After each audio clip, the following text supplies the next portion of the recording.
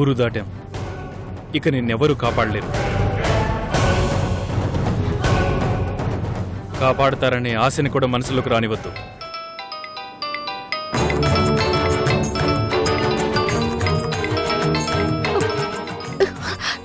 నాన్నగారు రింగ్ అవుతుంది.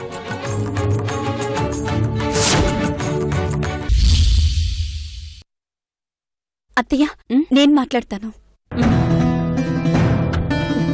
శ్వేత, అక్క, టెన్షన్ పడకు, ధైర్యంగా ఉండు. నువ్వు టెన్షన్ పడితే కడుపులో ఉన్న నా బిడ్డ టెన్షన్ పడుతుంది, సరేనా? అక్క, ఏంటి శ్వేత? నువ్వు నా పాలిట దేవతవక్క. నేనేమైనా తప్పులు చేస్తుంటే పెద్ద మనసుతో క్షమించక్క. అవన్నీ నేనెప్పుడో మర్చిపోయాను. అయినా మా అందరినీ విడిచిపెట్టి ఎక్కడికో వెళ్ళిపోతున్నట్టు ఏంటా మాటలు? ఎందుకో చెప్పాలనిపించింది, అందుకే చెప్పాను. అలాంటివేం నేను మనసులో పెట్టుకోను. నువ్వెప్పుడూ నా తోడబుట్టిన చెల్లెల్లాంటి దానివే. ఇదిగో అభికిస్తున్నాను, మాట్లాడు.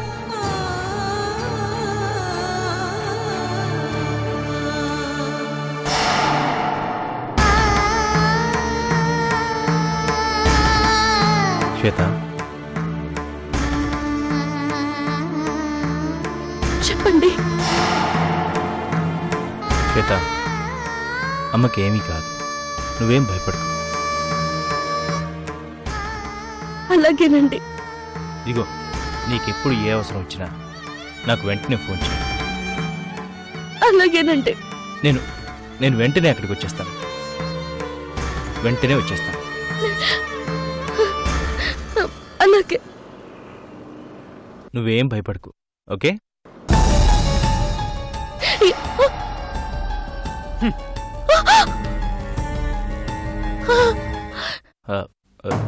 శ్వేత, శ్వేత, శ్వేత, కట్టే. శ్వేత,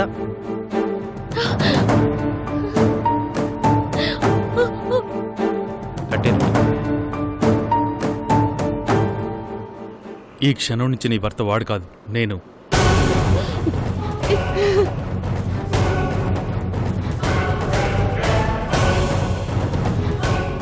నువ్వు ఏవండి అని పిలవాల్సింది వాణ్ణి కాదు, నన్ను.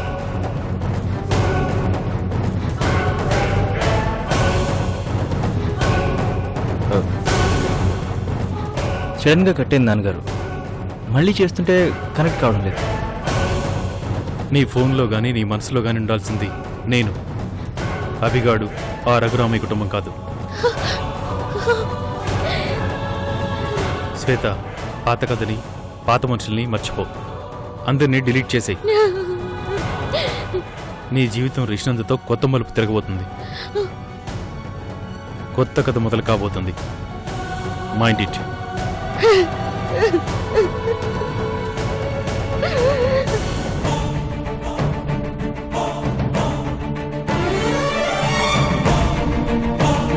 అపర్ణ ఫోన్ రింగ్ అవుతుంది కానీ తీయడం లేదు నాన్నగారు.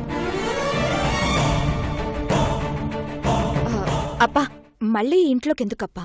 మన పని అయిపోయింది కదా, కాంగా వెళ్ళిపోదాం పదా. అలా వెళ్ళిపోతే అనుమానం వస్తుందమ్మా. ఫోన్లు ఎందుకు కలవడం లేదు? నువ్వు వెళ్ళి మీనాక్షి ఆరోగ్యం కుదుటపడేంత వరకు వాళ్లకు తోడుగా ఉండిరా. అవునబి, వాళ్ళకు కొంచెం ధైర్యంగా ఉంటుంది. అలాగేనమ్మా, వెళ్ళొస్తాను నాన్నగారు. ఎప్పటిలాగే ఏమీ తెలియనట్టు పలకరించి వెళ్ళిపోదాం రా.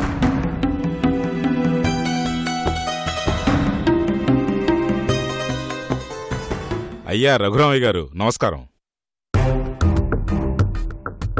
మీ ఊరి ధర్మరాజు ఉత్సవాలు వెంకటేశ్వర స్వామి బ్రహ్మోత్సవాల కంటే తక్కువేం కాదండి.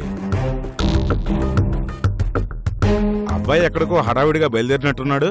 మా కోడలు వాళ్ళ అమ్మకి బాగాలేదని పుట్టింటికి వెళ్ళింది, అందుకని కోడల దగ్గరికి బయలుదేరాడు. పుట్టింటికి వెళ్ళలేదురా పిచ్చోడా, మెట్టినింటికి వెళ్ళింది. అభి, నాన్నగారు నువ్వు బయలుదేరు. సరే.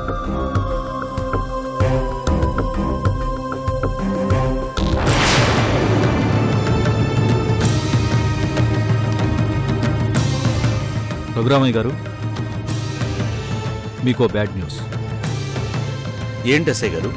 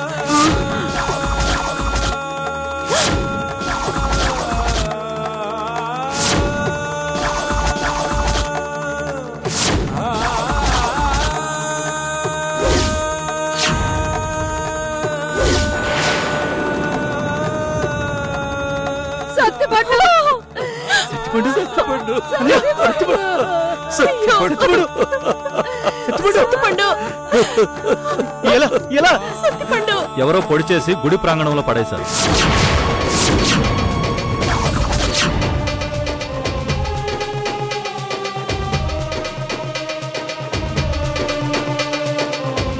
వీడి శవం ఆనవాళ్ళు లేకుండా చేసుంటే బాగుండేది. వదిలేసి తప్పు చేశాడు. ఇప్పుడు ఎలా అప్ప? మనం దొరికిపోం కదా. మెల్లగా తప్పించుకుని తొందరగా సర్దుకుని వెళ్ళిపోదాం. సత్తిపండు లేవరా, లేవరా సత్తిపండు.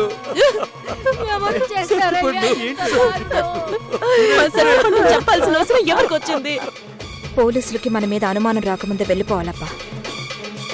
ఈ పరిస్థితిలో వెళ్తే తప్పకుండా అనుమానం వస్తుందమ్మా. అయ్యగారు అయ్యగారు అంటూ నా చుట్టే తిరిగేవాడివి. ఇప్పుడు ఆ పిలుపు నాకు దూరం అయిపోతే ఎలారా రే, ఎలారా? పొడిచిన దగ్గర నుంచి పొద్దు పోయేదాకా నా చేత తిట్లు తింటూ నా కుడి చేతిలా చేదోడు వాదోడుగా ఉండేవాడివి. ఇలా అన్యాయం చేసి ఎలా వెళ్ళిపోయావురా?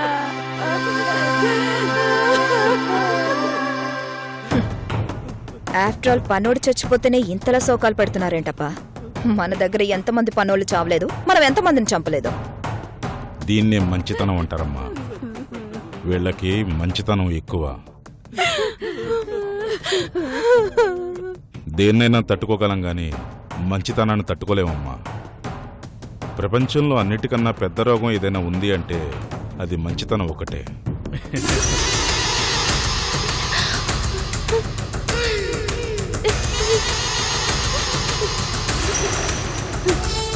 మంచితనమే చివరికి గెలుస్తుంది.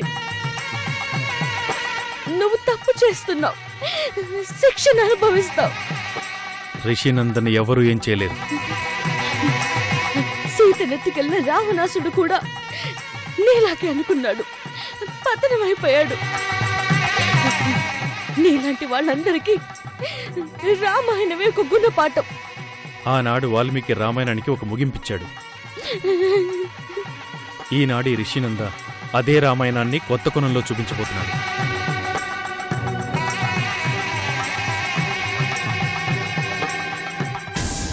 మనం కూడా వాళ్ళతో పాటు శృతి కలిపేద్దాం పద.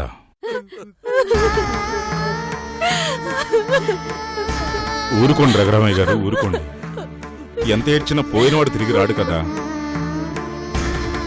పోయినవాడు తిరిగి రాకపోవచ్చు, కానీ నేరం చేసిన వాడు మాత్రం రావాలి.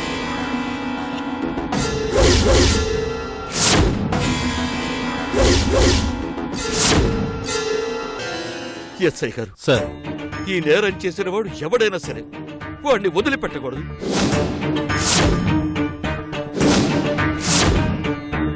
హంతకుణ్ణి పొలిమేర దాటకుండానే పట్టుకోండి.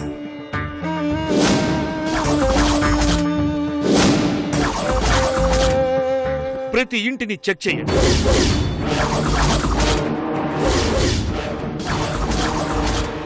తప్పు చేసిన వాడు ఎంతటి వాడైనా సరే వాడిని వదిలిపెట్టేది లేదు.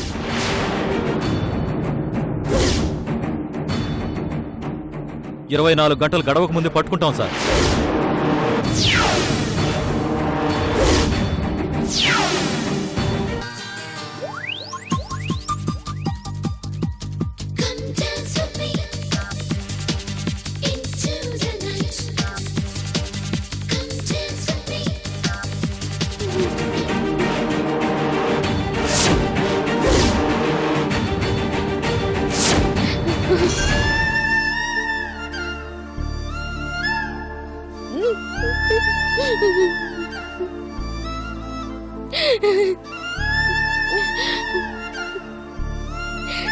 నీ చావుకి కారణం నేనే. నా కోసం నీ ప్రాణాలు పోగొట్టుకున్నావు. నన్ను క్షమించి సత్తుపండు.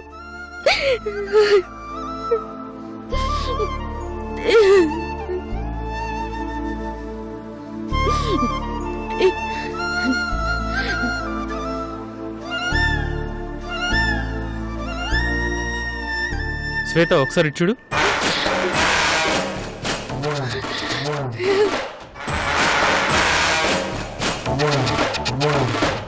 శ్వేతతో నా జీవిత ప్రయాణం. క్యాప్షన్ బాగుంది కదూ?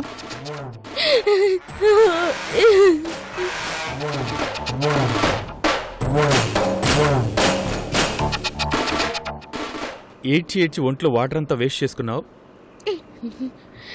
కొబ్బరి బొండం తాగుదాం.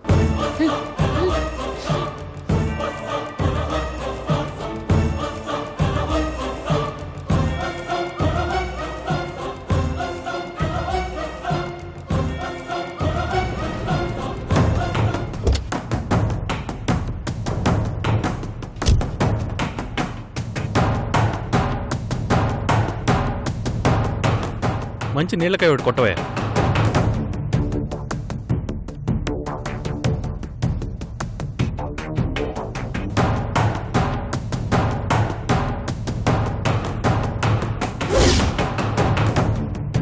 తీసుకో.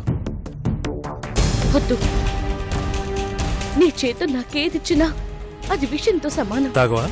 వద్దని చెప్పాను కదా. తాగో.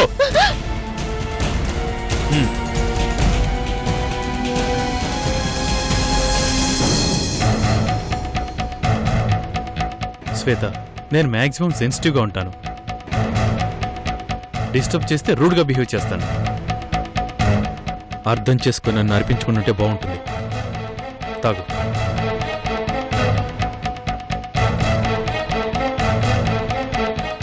That's good.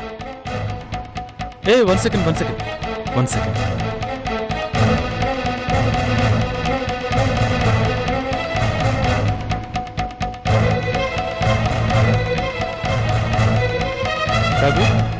తాగు.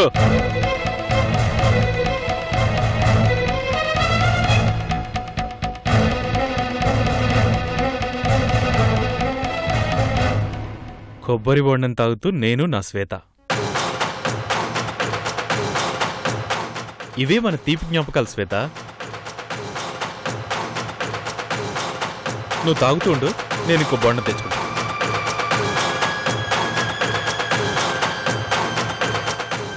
ఇంకో బొండం కొట్టు. అలాగేనండి.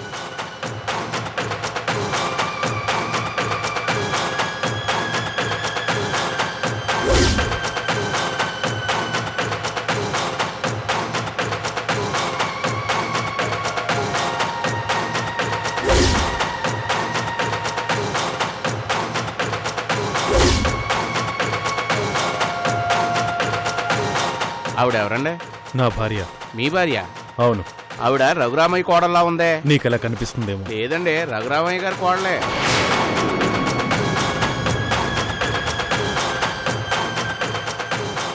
ఏమ్మా, నువ్వు మీనాక్షమ్మ కూతురువే కదా?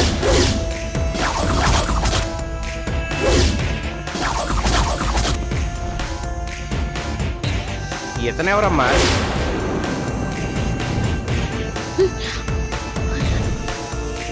అడుగుతుంటే చెప్పవేంటమ్మా?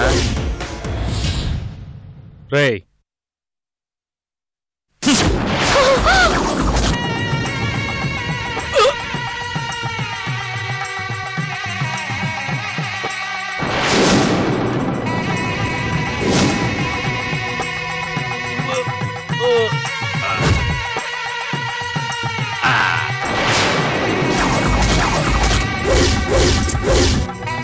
బోండం కొట్టరా అంటే సుత్తి కొడతావేంట్రా?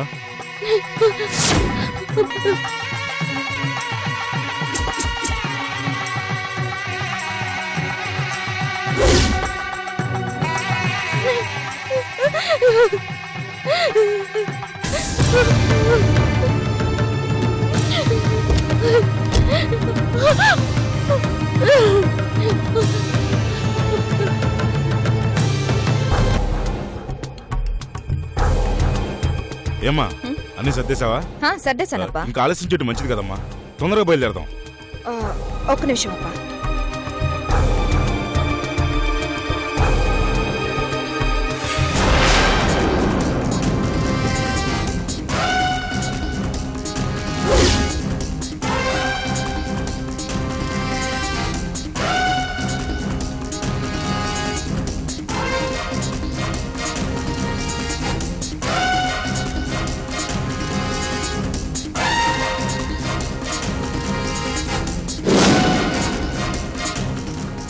ఇంకా దాంతో పనే ఉందప్పా.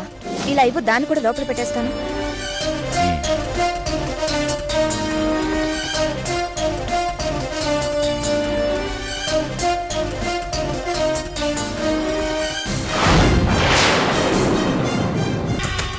చచ్చినోడు గురించి సోకాలు పెడుతున్నారు, బానే ఉంది. మరి మిస్ అయిన కోడల గురించి గోల లేదంటప్పా. పుట్టింటికి వెళ్ళింది అనుకుంటున్నారు కదమ్మా, అక్కడికి వెళ్ళలేదని వాళ్ళకి తెలిసే లోపే మనం ఎక్కడి నుంచి బయటపడాలా. పోదాం పోదమ్మా. చెప్పప్పా. బయలుదేరారా? ఇంకా బయలుదేరలేదప్పా. కోడల్ని తీసుకొచ్చేసాం కదా, ఇంకా అక్కడేం పనుంది? పనేం లేదప్పా, కానీ నువ్వు చంపిన ఆ పన్నోడి శవాన్ని పోలీసులు ఇంటికి తీసుకొచ్చారు. వాడి శవాన్ని ఇంటికి తీసుకొచ్చారు? నువ్వు ఆ శవాన్ని గల్లంతో చేసుంటే బాగుండేది. సరే సరే, పోలీసులకు అనుమానం రాకుండానే మేము బయలుదేరిపోతాంలే. మనం చూడని పోలీసులా? ఇది బీదర కాదప్పా, భీమవరం. అంతా అనుకున్నట్టు జరిగిపోయిన తర్వాత ఇంకా ఆవేశం ఎందుకు? నువ్వు కోడలతో ప్రశాంతంగా వెళ్ళు, మేము వచ్చేస్తాం. అప్పా, బెంగళూరు రూట్లోకి ఎంటర్ అయ్యే ముందు అమరా ఫ్యామిలీ దాబా ఉంది కదా, అక్కడ వెయిట్ చేస్తుంటాను, త్వరగా వచ్చేయండి. అలాగే అప్పా. మీ సత్తిపండు శవం ఇంటికి చేరిందంట.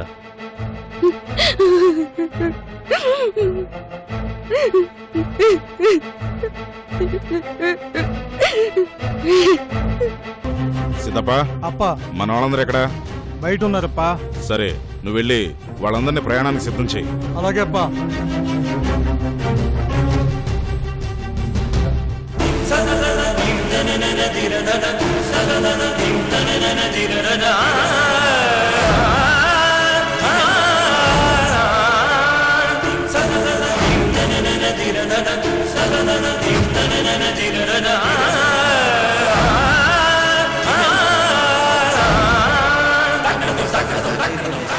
కళ్ళ ముందుండే మనిషి ఇంకా కళ్ళ ముందు తిరుగుతున్నట్టే ఉన్నాడు.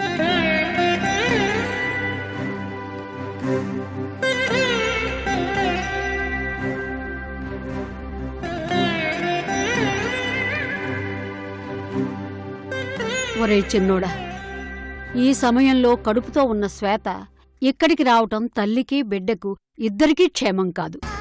4 రోజులు అక్కడే ఉండమని ఫోన్ చేసి చెప్పు. అలాగే అత్త. సత్తిపండు విషయం కూడా ఫోన్లో కాకుండా దగ్గరికి వెళ్ళినప్పుడు చెప్పు, సరేనా?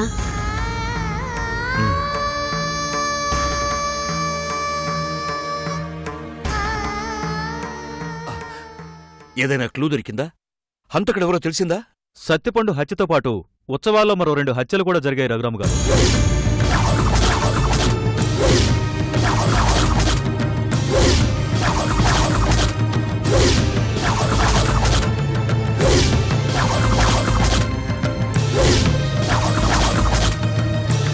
ఒకరు పక్కూరి పూజారి, మరొకరు మన గ్రామస్తుడు వెంకటస్వామి.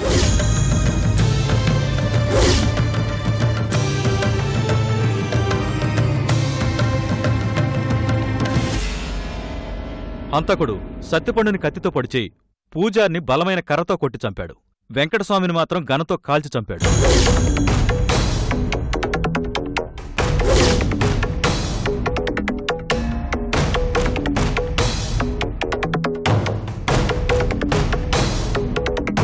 ప్రస్తుతానికి దొరికిన క్లూ ఏంటంటే ఆ రోజు మీ ఇంట్లో దొరికిన బుల్లెట్ వెంకటస్వామిని కాల్చడానికి ఉపయోగించిన బుల్లెట్ రెండూ మ్యాచ్ అయ్యాయి.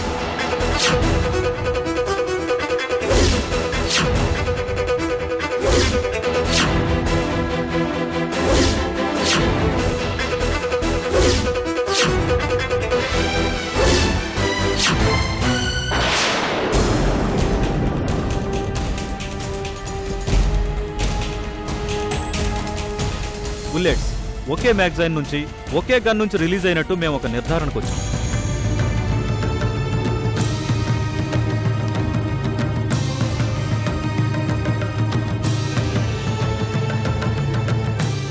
మీ మీద జరిగిన హత్యా ప్రయత్నం, సత్తిపండు మర్డర్, ఊళ్ళో వాళ్ళ హత్యలు అన్నీ ఒకే వ్యక్తి చేస్తున్నాడని మా నమ్మకం.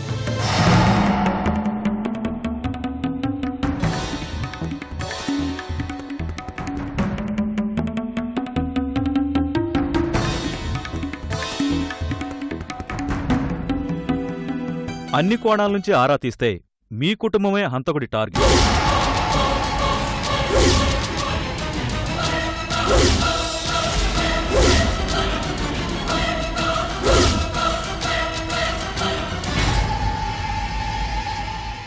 మీ చుట్టూ ఉన్నవాళ్లే మిమ్మల్ని టార్గెట్ చేశారు.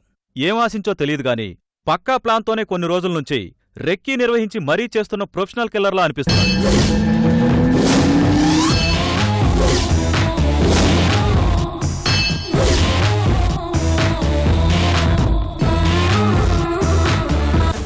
నమస్కారం రఘురామయ్య గారు. పదమ్మ శశి. ఒక్క నిమిషం.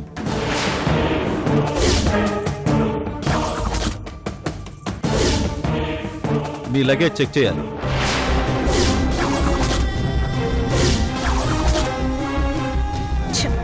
దొరికిపోయాం. చెప్పా పెట్టకుండా వెళ్ళిపోదామంటే అనుమానం వస్తుందమ్మా అన్నాడు. ఇప్పుడు అడ్డంగా బుక్ అయిపోయాం.